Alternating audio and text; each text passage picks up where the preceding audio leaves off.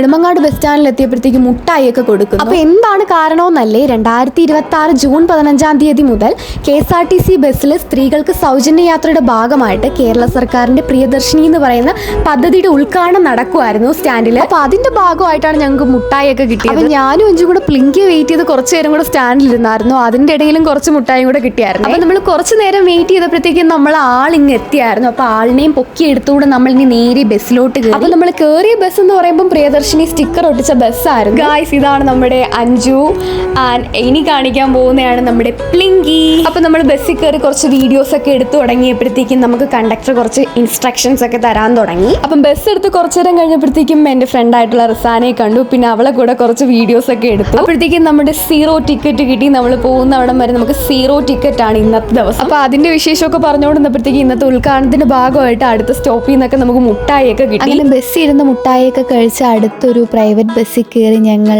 ടിക്കറ്റൊക്കെ എടുത്ത് അങ്ങനെ യാത്ര പോവുകയാണ്. അപ്പം ബാക്കി വിശേഷമൊക്കെ ആയിട്ട് അടുത്ത വ്ലോഗിൽ കാണാവേ.